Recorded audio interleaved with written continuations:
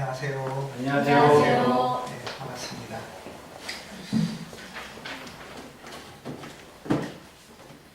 오늘 나누었던, 지금 방금 봉독하셨던 누가복음 15장, 이 비유는 굉장히 많이 들으신 비유시죠? 예.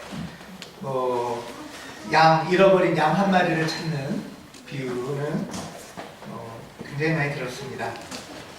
근데 이 비유가 이렇게 서로 이제 설명을 하고 풀이를 하면서 약간씩의 오해도, 우리한테 흔한 만큼 오해도 조금 있긴 한 것 같아요.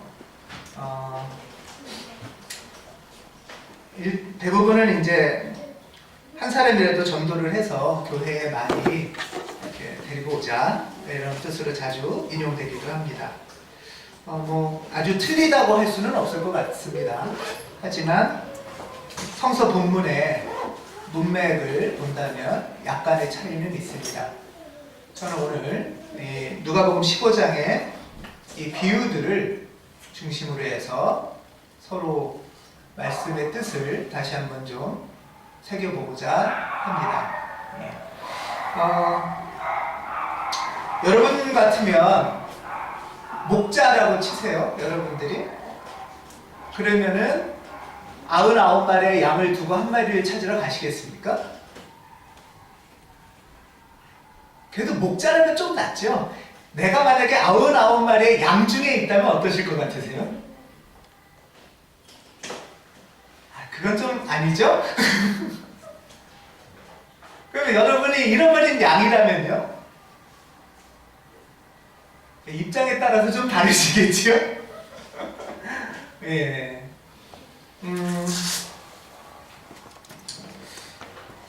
누가복음에 특히 보면은 양 99마리를 들여다 그냥 두고 한 마리를 찾으러 간다고 나와요. 사실 이거는 한 마리를 찾으려다 99마리를 잃게 되는 굉장히 위험하고 어리석은 행동일 수도 있습니다. 그렇죠? 근데 왜 이렇게까지 할까? 이 목자는 이 한 마리까지도 다 내가 찾겠다 하는 어떤 그런 욕심이나 탐욕에서 시작된 행동일까? 나는 딱 한 마리의 손에도 못 볼 수 없어! 뭐 이런 태도일까? 한번 생각을 해봤으면 좋겠어요. 첫 번째는 우리가 잘 아시는 겁니다. 우리가 설교를 통해서나 묵상하면서 많이 들으셨던 의미일 겁니다. 첫 번째는 어떤 위험에 처한 어떤 한 존재를 향한 하나님의 계산할 수 없을 만큼 무식하기까지 한 사람일 수 있겠죠. 여기서 양을 잃은 양이라고 할 때 잃었다는 거는 그냥 어떤 단순히 길을 잃었다 이런 의미만이 아니고요. 원어에 의하면 길을 잃고 헤매다가 죽을 고비를 맞는다든가 멸망을 앞두고 있다든가 파괴당한다든가 이런 어원이 같이 있어요. 그러니까 그냥 길을 잃고 헤매는 게 아니라 얘를 가만두면 죽을 것 같은 그런 아주 위기일발의 상태의 어떤 존재를 뜻합니다. 그래서 낭떠러지에 떨어지기 일부 직전이라든가 그거를 이제 길을 잃은 이라고 표현을 하는 것이죠. 그러니까 내비둬도 얘가 알아서 살면은 내비둘지도 모르는데 달려가서 구하지 않으면 얘가 완전히 남다리에 떨어져서 죽기 일보 직전에 어떤 위기 일발의 한 존재를 어린 양, 길 잃은 양이라고 표현을 하는 겁니다.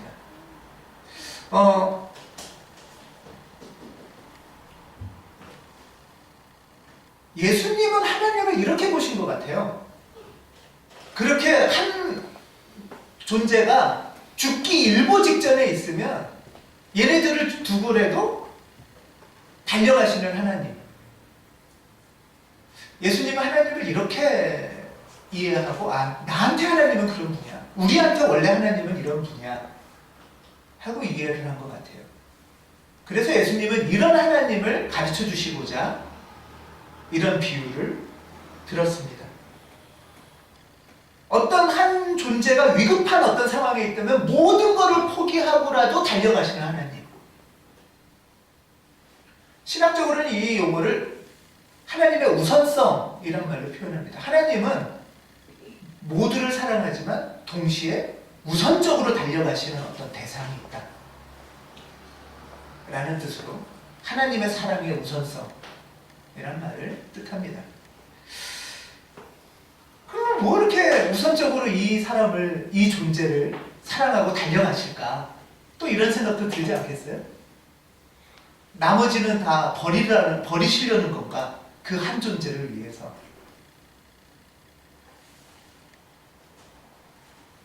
이 비유를 조금 더 깊이 생각하면 두 번째 의미가 있습니다. 이 비유에 숫자가 등장하죠. 성서에 등장하는 숫자는 대부분 상징적인 의미를 갖습니다. 특히 비유는 더합니다.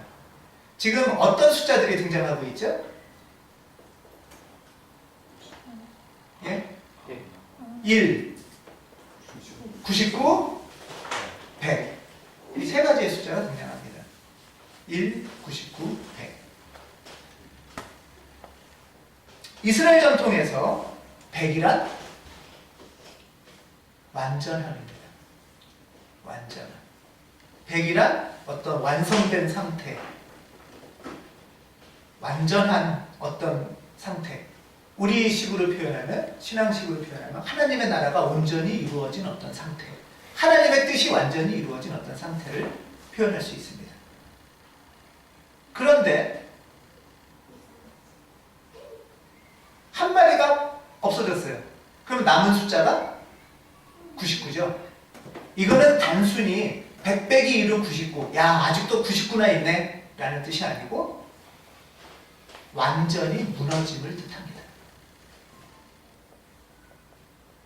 원래 완전함이 이루어졌는데 그 중에 어떤 한 존재가 사라짐으로 말미암아 한 존재가 없어져서 이 완전함이 부족한 상태, 결핍의 상태가 됐다라는 뜻이에요.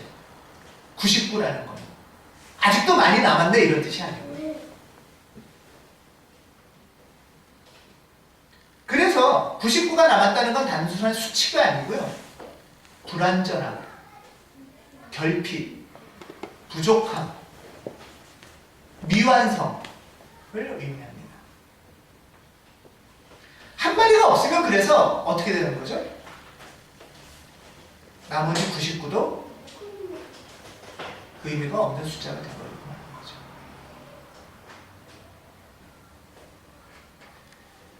(99) 98 더하기 1은 99 이게 아니고 99라는 부족한 상태에서 한 마리가 더해져야 하나님의 온전함이 이루어진다 라는 게 1과 99, 100의 상징적인 뜻입니다. 그래서 그냥 한 마리가 없어지면 단순히 한 마리가 없어진 게 아니라 온전함의 상태였다가 그 온전함이 파괴되고 무너지고 부족하고 결핍된 상태라는 의미입니다. 이 부족하지만 이 헤매고 있는 양을 찾아서 이 공동체에 다시 들여올 때만이 하나님의 완전이 이루어진다 라는 의미를 갖습니다. 그래서 목자는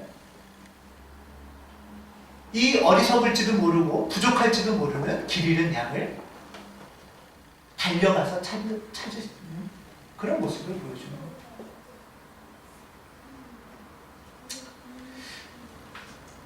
이 설명이, 이 말씀이, 이 풀이가 좀 이해가 잘 안 되실 수도 있습니다. 이런 풀이는 흔한 풀이는 아닌 것 같아요. 그런데 이 말씀이 선뜻 이해가 안 가면 바로 두 번째 비유를 보면 됩니다. 길 잃은 양의 비유, 1과 99와 100의 비유가 선뜻 이해가 안 되면 그 두 번째 비유를 보겠습니다. 이 두 번째 비유는 뭐죠? 한 여인이 10개의 드라크마를 갖고 있다가 한 드라크마를 잃어버린 이야기입니다. 그렇죠? 똑같은 숫자가 나오죠? 어떤 숫자입니까? 10, 1, 9의 숫자입니다. 자, 두 번째 여인은 주인공인데요. 이 주인공이 여인인데요. 이 여자는 드라크마 한 입을 10개를 갖고 있다가 잃어버렸다고 합니다. 그래서 막 온통 애를 써서 동전을 찾고, 그래서 찾고 나서는 막 또 기뻐서 잔치를 막 벌였다고 해요.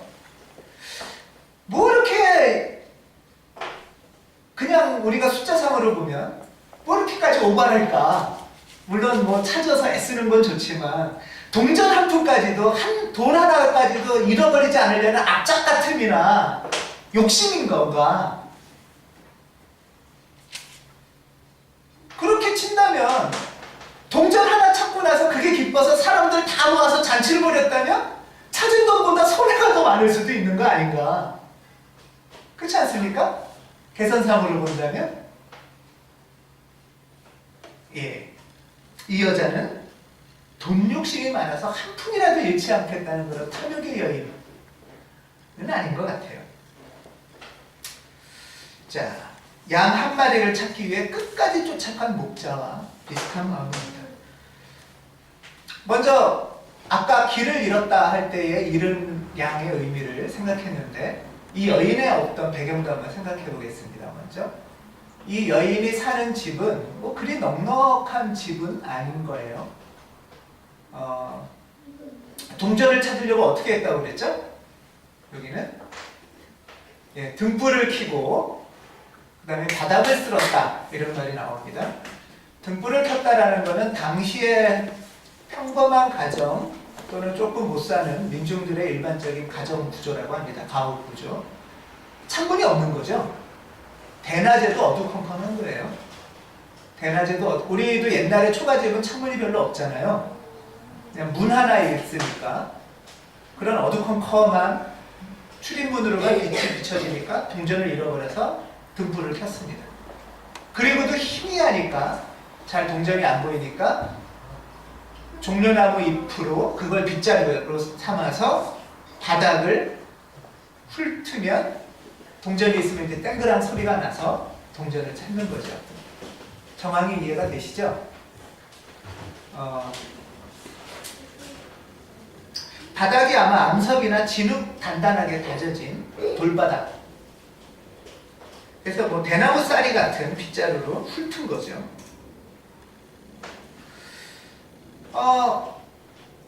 아주 정성껏 이제 구석구석 훑어서 그 동전을 찾았는데,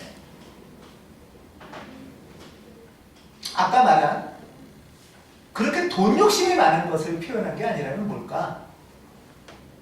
여기서 말하는 은전 10개로 만든, 드라크마 10개로 만든 것은 그냥 단순한 돈 10개가 아니라 당시의 여인들이 결혼을 앞두고 혼수품입니다. 혼수품. 동전 10개를 목걸이처럼 꿰가지고 장식품을 만드는 거예요. 그래서 그거를 결혼할 때 머리에 쓰고 가는 겁니다. 이게 없으면 결혼을 할 수가 없어요. 그리고 결혼한 여자들은 남편이 아내한테 이걸 이제 머리에 씌워줍니다. 그러면 이제 이 여자는 한 남편의 아내로서 아무도 못 건든다라는 권리를 상징하는 거예요. 파혼당하거나 쫓겨난 여자들은 다시 이거를 머리에 쓸 수가 없게 되어 있어요. 이거는 결혼의 상징이고 아내의 권리를 표현하는 상징이기 때문에 암만 악독한 빚쟁이들도 이거는 뺏어갈 수 없었다고 합니다.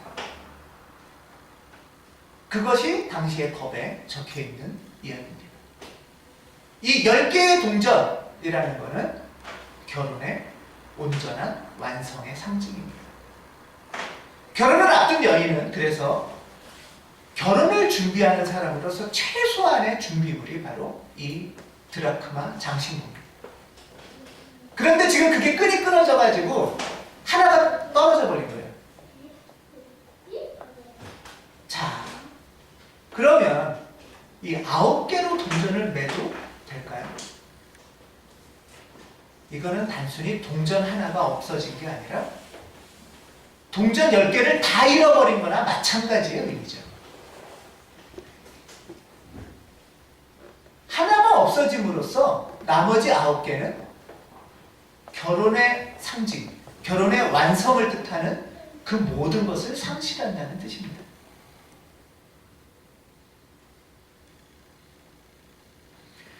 양 99마리가 잃은 양 1마리가 더해져야 온전한 100을 이루듯이 동전 9개가 비록 있어도 잃은 동전 하나가 합쳐져서 온전한 장신구가 돼야 완성이 된다는 거죠. 그게 하나님의 나라를 뜻하는 겁니다. 그게 하나님의 공동체를 이룬다는 겁니다. 한계가 없으면 나머지 모든 것의 존재 의미도 사라진다는 것을 지금 예수님은 가르치고 있습니다.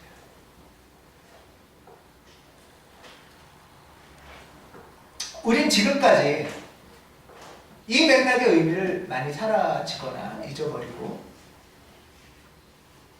어떤 이 하나까지, 마지막 하나까지도 악착같이 우리가 찾아내자, 갖자, 이런 어떤 생각으로 얘기를 하는 경우도 있었습니다. 사실은 사랑으로 포장되기는 하지만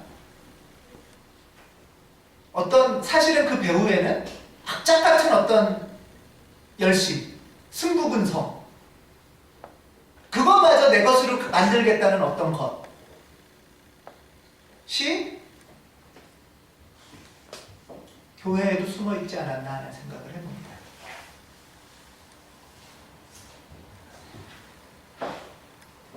그러면서 동시에 어느 순간에는 효율을 생각하면서 그 하나를 그냥 쉽게 포기하거나 버리는 경우도 우리의 삶 속에서 있지 않았나 하고 또 돌아봅니다. 이 하나를 바라보면서 이것마저 가져보겠다는 탐욕이거나 효율을 위해서 이 정도는 버리겠다는 9개 대 하나, 99대 1을 생각할 때 이런 양면의 마음으로만 우리가 본 것은 아닌가 라는 생각을 해봅니다. 이게 소위 말하는 근대화라는 낱말의 태도입니다. 성공하려면 이것 하나까지 악착같이 찾아내서 가져야 된다 라는 것, 또는 효율을 위해서 포기할 거는 빨리빨리 그것 정도는 버려야 된다는 동시적인 태도. 저는 이것을 근대화라고 생각합니다. 이 하나를 위해서 승부근성을 발휘하는 것, 그래야 성공한다.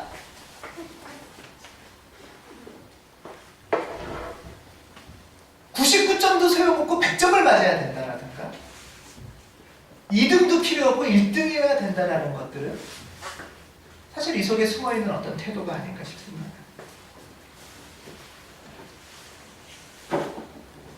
그러면서 동시에 효율을 우리는 따지죠. 대를 위해 소를 희생한다는 게 가장 대표적인 근대화의 이야기입니다. 99를 위해서 한 마리쯤은 군대에서는 굉장히 이것이 자명한 논리로 받아들여지고 있죠. 근대화는 군사주의와 아주 양면의 얼굴이죠. 요게 또 하나는 경제개발 논리도 저는 마찬가지인 것 같습니다. 경제발전을 위해서 그 정도 희생은 이라는 게 저는 우리 사회에 너무나 당연하게 무의식적으로 자리 잡혀 있다고 봅니다. 70년대 이후에 한국에서 근대화, 경제발전, 군대 참여 이 두 가지에는 소수자의 희생이 늘 깔려 있었습니다. 한국의 경제발전을 박수치지만 그 경제발전을 위해서 농촌이나 또는 여공, 공순이들이나 또는 많은 약자들이 사실은 버려졌습니다.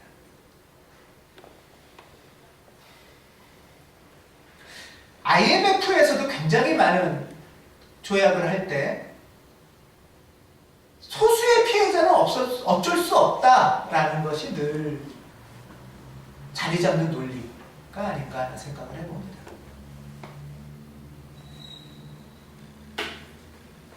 자동차나 다른 산업을 위해서 그 정도 피해자는 감수하자. 만약 본인이 잃어버린 양이라면 그래 나를 죽여라 라고 할지는 잘 모르겠지만 99마리의 논리는 그 한 마리쯤 버리자 라는 게 우리의 마음속에, 근데 이 사회는 그럴 수 있을지 몰라도 사실 그런 논리가 학교나 교회에도 아주 깊숙이 들어와 있지는 않나 하는 생각을 해봅니다.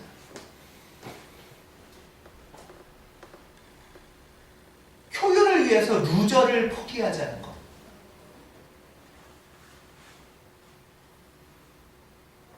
이것은 굉장히 예수의 가르침과는 거리가 먼 것 같습니다.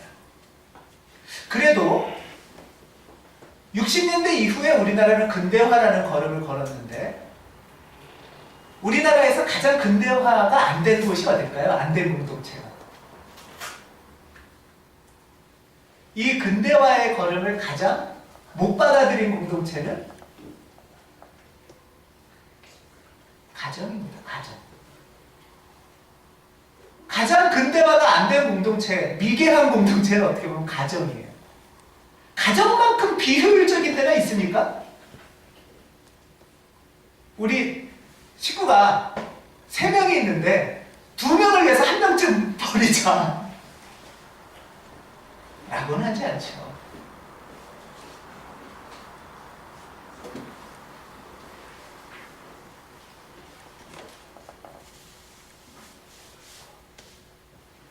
한 명을 사랑하는 그 마음이 그 한 명까지 우린 포기할 수 없어. 악착같이 내 걸로 만들 거야 라는 건 아니잖아요.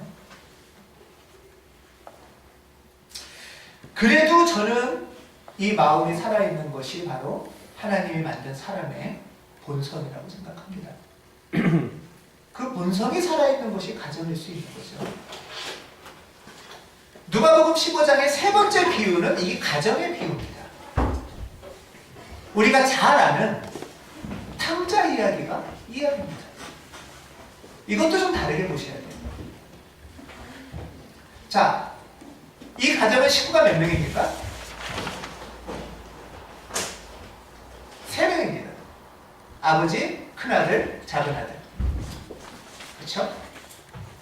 3명의 식구가 있는데 이 중에 막내 아들이 이기적인 마음으로 이 가정을 깨고 나간 거예요. 자, 그러면 효율적이라면 버리고 둘만 잘 살면 되죠. 어쩌면 큰아들은 그러자고 한 거예요. 이런 멍청한 놈, 죄 짓고 나간 놈 버리고 우리 둘이나 잘 삽시다. 근데 이 아버지는 왜 그렇게 막내 아들이 오는 걸 기뻐했을까요? 아까 100이라는 숫자가 완전이라고 했듯이 3이라는 숫자는 하나님의 뜻이 이루어지는 완전의 숫자입니다.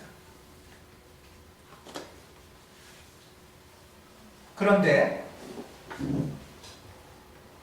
어리석은 막내 아들에 의해서 하나님의 공동체가 파괴된 거예요. 이 둘째 아들은 그 파괴됐다는 것을 이해를 못하지만 이 아버지는 무너져버린 이 공동체, 그것에 대한 안타까움이 늘 있었던 거죠.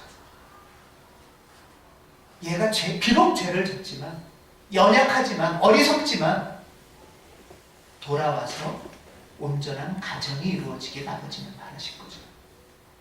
그래서 그 아들이 왔을 때 그렇게 기쁘게 잔치를 벌인 겁니다. 둘째 아들은 바로 이 공동체를 보지 못했죠. 99마리 양이 아유 저런 버리고 우리끼리나 삽시다 라고 한 것처럼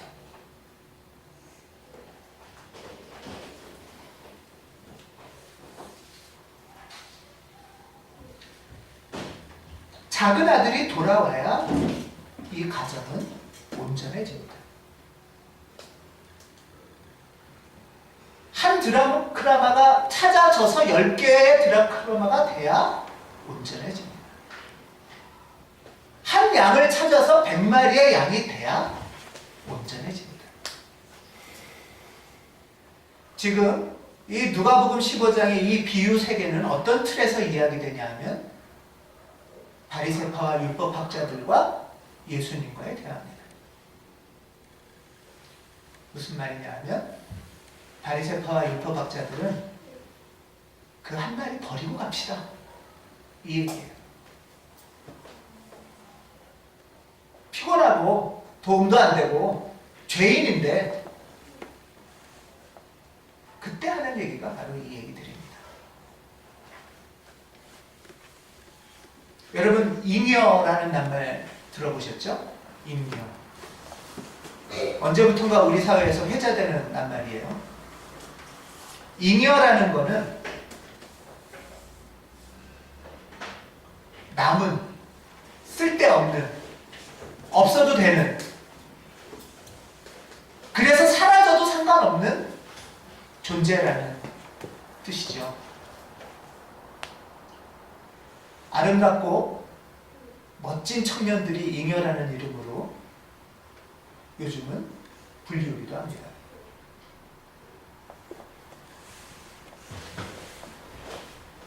그 잉여의 존재는 없어도 되고 차라리 없는 게 난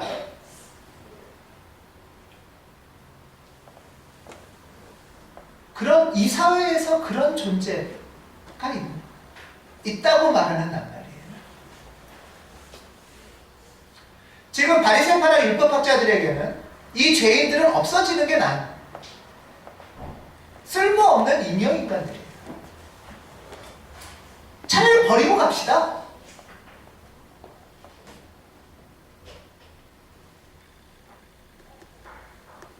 그들은 바리새파들이 볼 때는 존재가 아닌 존재죠. 생명이 아닌 존재고 사라져도 되는 존재. 우리 사회나 학교나 우리 주변의 관계들에서는 어떤가 하는 생각을 해봅니다. 그것마저 내가 갖겠어라는 악착 같음이 아닌 다음에는, 그것마저 가져버리겠다는 탐욕이 아닌 다음에는 야 털고 가자 라는 효율.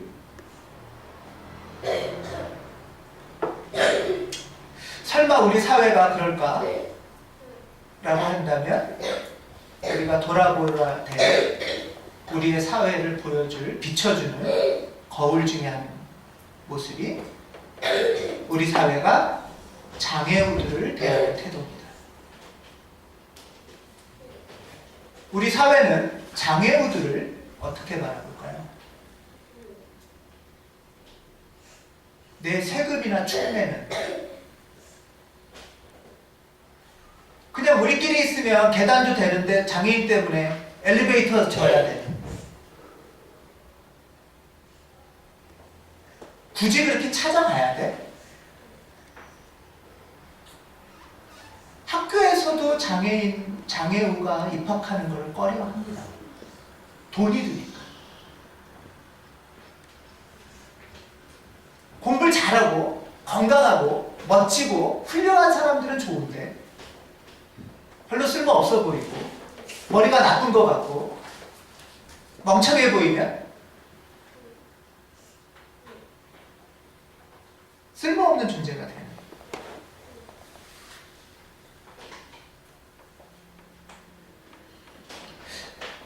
뭐 이거는 상상할 얘기는 아니지만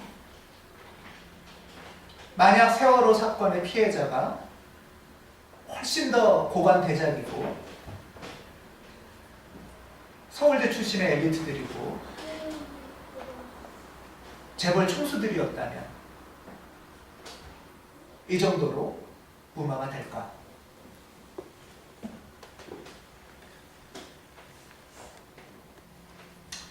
우리 사회를 보여주는 또 하나의 단편이 자연 생태계를 대하는 태도입니다. 1년에 이 지구에서 2만 5천에서 5만 종 정도의 생물종이 사라지고 있다고 합니다. 1년에. 근데 뭐 그것쯤이야. 없어지면 어때? 그런 생명? 아니 그게 무슨 생명이야.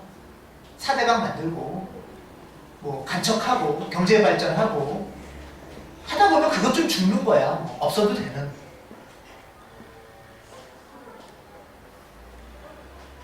근데 하나님은 생명에 이면은 없다. 아니 오히려 하나님은 그 이면하고 니네가 말하는 존재를 향해서 달려가시는 분이다 라고 말하는 게 누가복음 15장의 말씀입니다. 어거스틴은 악이란 무엇인가라는 이야기를 글을 쓴 적이 있어요. 악이라는 건 우리가 흔히 사타 안 하면은 뭔가 선한 존재, 하나님이 딱 있듯이 악한 어떤 존재가 딱 있어서 사탄과 하나님이 싸운다. 그거는 아주 옛날에 촌스러운 얘기고, 어거스틴은 어떻게 말했냐?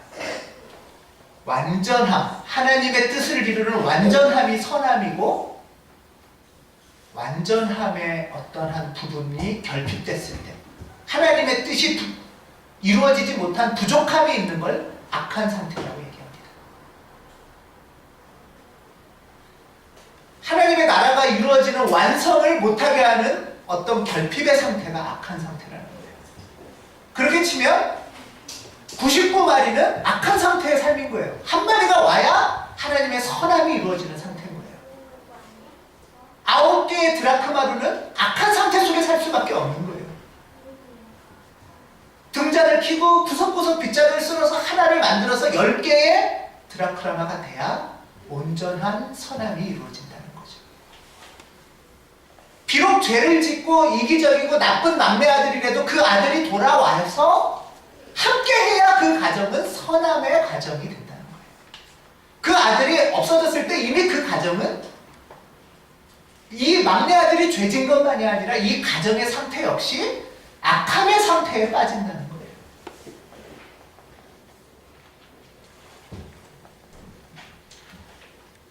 경제 논리로 치자면 한 드라크마 찾았다고 해서 잔치를 벌인다는 게 말이 되겠습니까? 한 드라크마 찾으면서 들인 그 수고가 있고 경제 에너지가 있고 들인 시간이 있고 그쵸? 쓴 돈이 더 많아요. 99마리 주고 한 마리 찾다가 99마리 흩어지면 얘네들 또 찾으러 다녀야 되고, 경제 논리로 보면 아주 어리석은 것 같지만 그 부족한 존재들까지도 같이 이루어질 때 하나님의 선함, 하나님의 나라, 하나님의 온전함이 이루어진다는 거예요. 예수님은 지금 바리새파나 율법학자들한테 그래서 하나님은 이 하나를 위해서 달려가시는 하나님이다 라는 얘기를 하는 거죠. 나머지 99마리가 지금 회의를 하고 있을지도 몰라요. 야, 그거 버리자. 우리 뭐냐 이게 하면서 99마리 내에서 서로 누가 1등이냐고 싸우고 있을지 모를 때 하나님은 나머지 한 마리를 향해서 달려간다는 게 예수님의 오늘의 비유의 말씀입니다.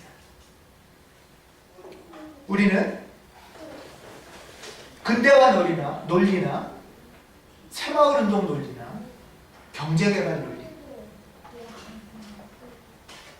그래서 탐욕과 효율이 결합돼 버린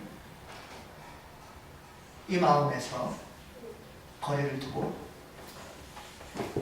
하나님의 뜻이 무엇인지, 하나님의 공동체를 이루는 원리가 무엇인지를 다시 저는 오늘 우리나라가, 아니 최소한 한국 교회가 생각해봐야 되는 게 아닌가 하는 마음이 듭니다. 경제적이고 효율을 생각하면 한 마리를 찾아가는 건 참 미개한 짓이에요. 머리 나쁜 짓이고 멍청한 짓이고 손해보는 짓이죠. 근데 문제는 하나님이 그렇게 미개하시다는 거예요. 하나님이 어리석고 멍청하고 손해보는 짓을 하시는 분이라는 거죠. 그래서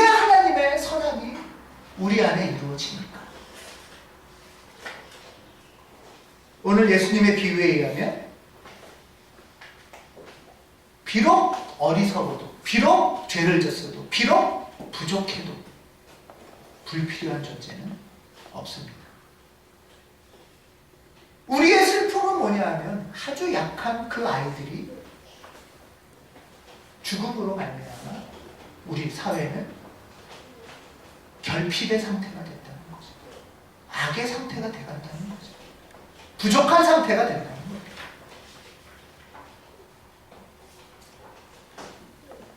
아주 연약한 한 존재가 우리의 삶을 완전하게 만듭니다.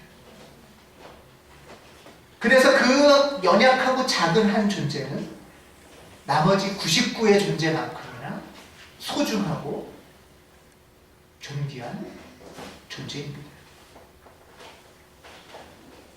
이것이 예수님께서 바리새파와 율법학자들에게 전하고자 하신 비유의 의미입니다. 우리 사회가, 우리 교회가 우리 사이에 온전함을 이루기 위해서 다시 하나님의 뜻을 분별하기를, 그리고 우리의 마음속에도 또 저의 마음속에도 이런 탐욕과 효율이 깊숙이 있었는지 돌아보는 시간이 되기를 바랍니다. 기도하겠습니다.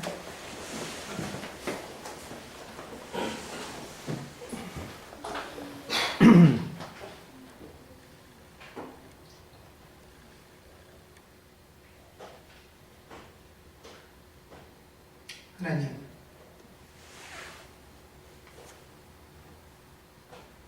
근대주의, 군사주의, 경제주의가 이 사회를 사로잡고 있습니다. 학교는 물론이고 교회까지도 침투하여 주인 노릇을 합니다. 아니, 우리 마음속에도 자리 잡고 있습니다. 주님 도와주셔서 하나님의 온전하신 나라를 이루심이 무엇인지 발견하도록 우리를 불쌍히 여기고 인도하여 주시옵소서. 연약한 나를 위해서 99마리를 두고 달려오시는 하나님, 부족하고 어리석은 나를 끝까지 포기하지 않으시고 사랑하시는 하나님, 그 사랑으로 우리도 다른 존재와 생명들을 볼 수 있도록 눈과 마음을 열어주시옵소서. 주 예수 그리스도의 이름으로 기도드립니다. 아멘.